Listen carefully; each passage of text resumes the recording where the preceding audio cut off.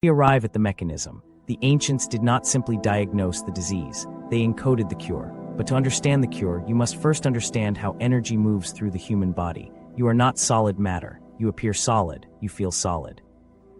But at the subatomic level, you are mostly empty space held together by electromagnetic force. You are a field of vibration, a field of frequency, and like any electrical system, you have a circuit. The circuit begins at the base of your spine. This is the place the Eastern traditions call the root. The place where the densest energy resides, the place of survival, of fear, of the animal instincts that kept your ancestors alive on the savannah. The circuit ends at the crown of your skull. This is the place of the pineal.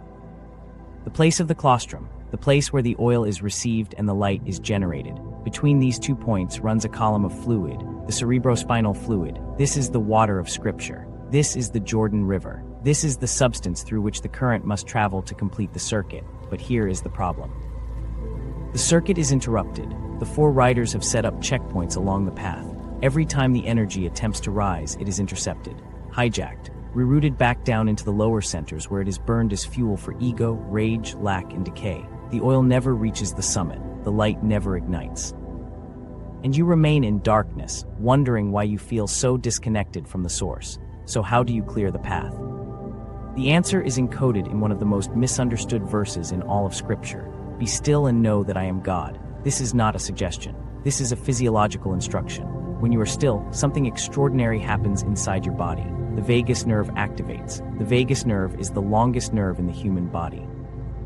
It runs from the brainstem all the way down to the organs of the abdomen. Its name comes from the Latin word for wandering. It wanders through your entire system, regulating heart rate, digestion, and the inflammatory response. But more importantly, the vagus nerve is the bridge between the sympathetic and parasympathetic nervous systems. The sympathetic system is the realm of the riders. It governs fight or flight. It releases the chemicals of stress. It keeps you in a state of constant reactivity. The parasympathetic system is the realm of restoration. It governs rest and repair. It allows the body to heal, the mind to quiet, and the oil to rise. When you sit in stillness, when you slow your breath, when you withdraw your attention from the external world, you activate the parasympathetic system. You begin to starve the riders. They cannot feed on stillness. They require reaction. They require motion. They require the constant churning of thought and emotion to maintain their grip on the hippocampus. But in silence, they weaken. In silence, the vagus nerve sends a signal down the spine that says, stand down. The threat is not real. The enemy is not outside. We are safe. And when that signal reaches the base, the oil begins to rise. The sacred secretion. Every month when the moon enters the sign of your birth, a drop of oil is released from the claustrum. The claustrum is a thin sheet of gray matter buried deep within the brain.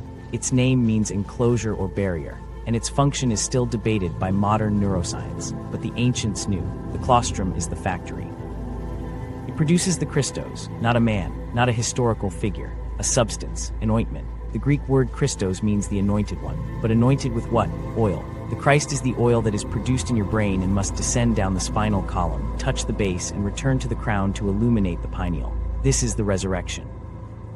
Not of a body from a tomb, of the energy from the lower centers to the upper room. But this journey takes approximately 2.5 days, and during that time the oil passes through every checkpoint where the riders wait. If you are in a state of reactivity, the oil is consumed. The white horse burns it as fuel for self-righteousness. The red horse burns it as fuel for anger. The black horse burns it as fuel for despair. The pale horse lets it decay before it ever reaches the summit. But if you are in a state of stillness, the oil passes untouched. It completes the circuit. It touches the pineal gland. And the pineal, which the ancients called the third eye, converts that oil into dimethyltryptamine, into light. Into the frequency that allows you to perceive what has always been hidden. This is the apocalypse, the unveiling, not of horsemen in the sky. Of the mechanism that has been operating inside you since birth.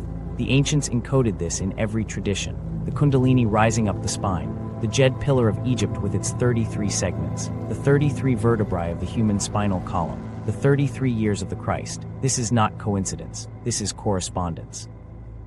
As above, so below, the sky mirrors the body. The Scripture mirrors the nervous system. And the horsemen, the riders, the frequencies of destruction are nothing more than interruptions in the circuit. They can be unseated, but not through belief, not through prayer as you have been taught to pray, through stillness, through breath. through the conscious decision to stop feeding the lower frequencies and allow the oil to rise.